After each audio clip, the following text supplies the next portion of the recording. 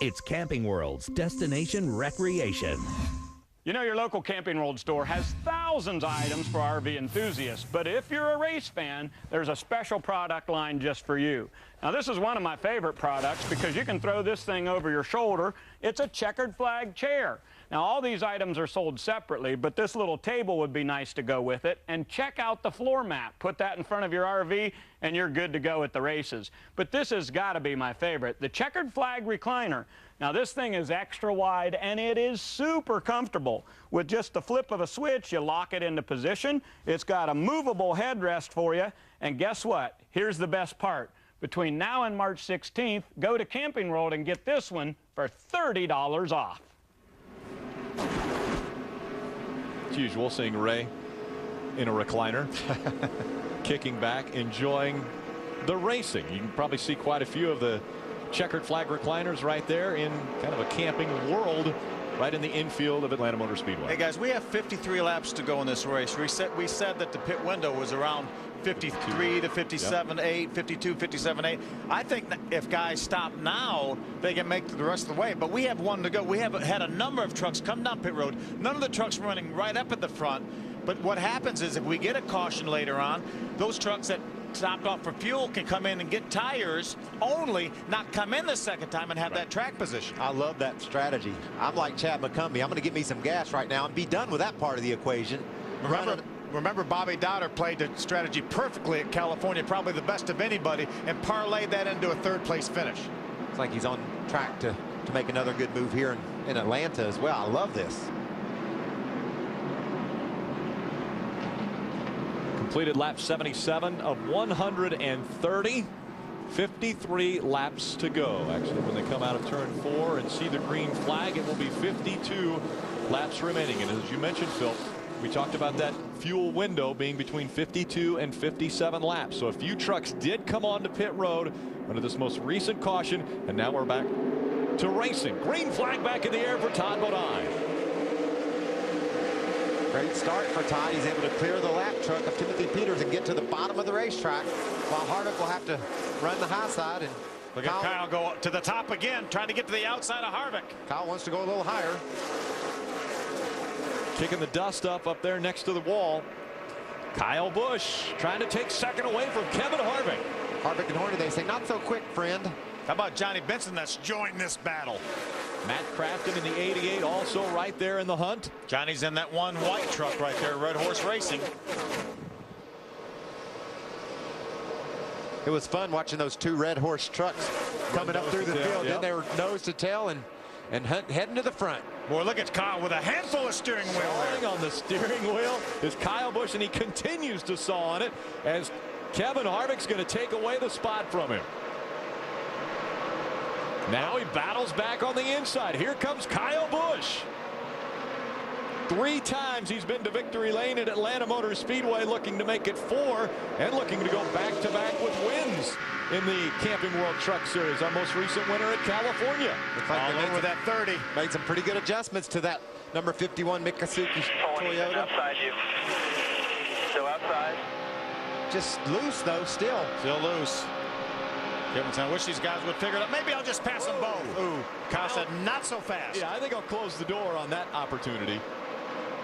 Kevin's wanting to get that nose up underneath Kyle Busch, trying to get squeezed to the bottom, but he couldn't quite do it. And got Kyle loose, though, even though as close as he got to him, he got him loose. Look at the fans. They're on their feet cheering this battle for the lead.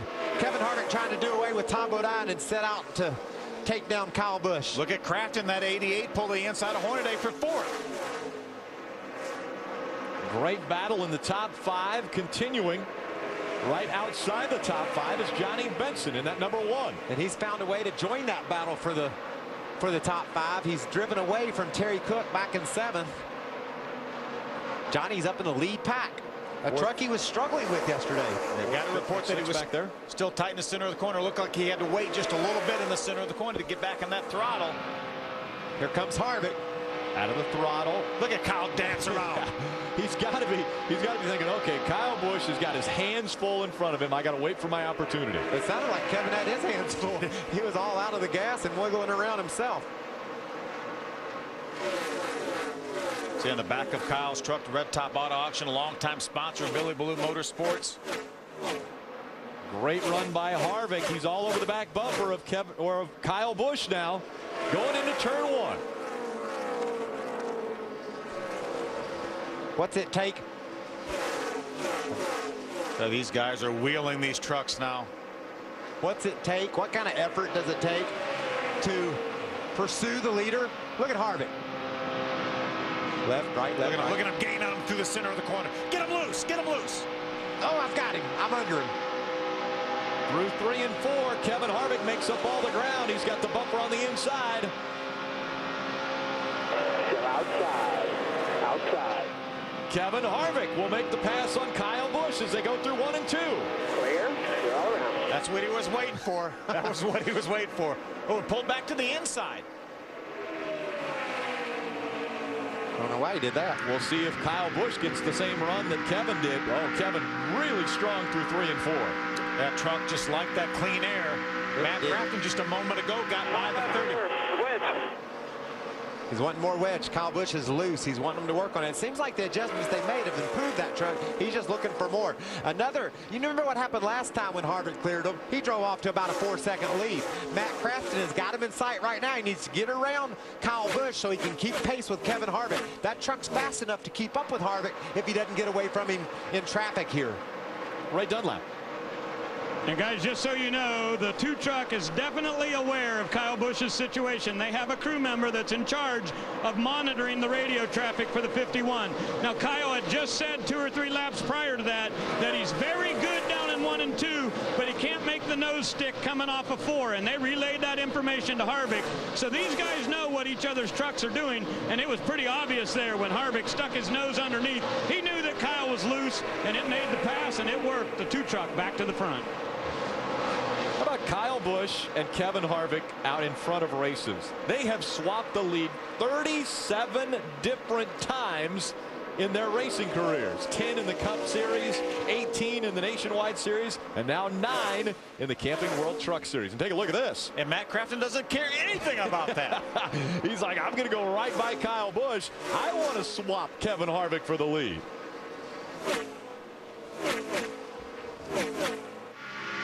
Matt Crafton has made the pass, made his way up to 2nd. Kyle Busch dropped back to 3rd.